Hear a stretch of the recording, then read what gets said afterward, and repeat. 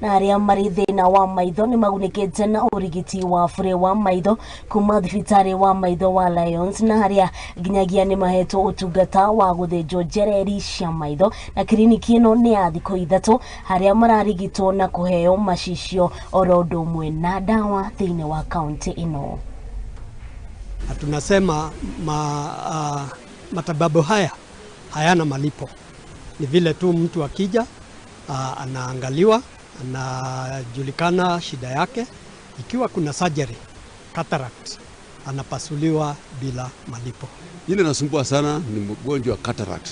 Na cataract hiyo inakuwa ni ugonjwa ambao huwezi kuona na inashika sana wazee saa nyingine, especially wale wamefika 60 and above, na pia watu wanakuwa na magonjwa kama ya hypertension, diabetes pia inachangia.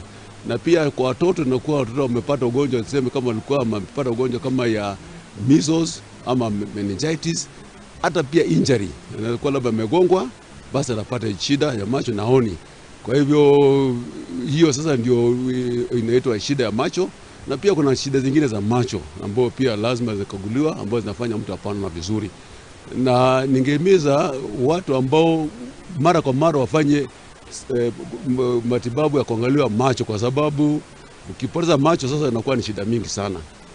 Kwa hivyo ningehimiza watu wakuje kwa hii camp, maana ni camp ya allowance, hatulipishi chochote na tumefanya kutoka 2005. Ilikuwa imenisumbua kwa mwaka 1.5 hivi.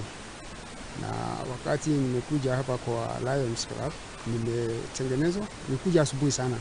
Sasa nimetibiwa vizuri na nimefurahishwa na huduma ile wako nayo.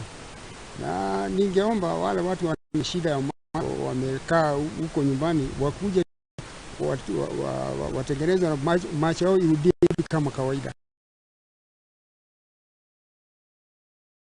Na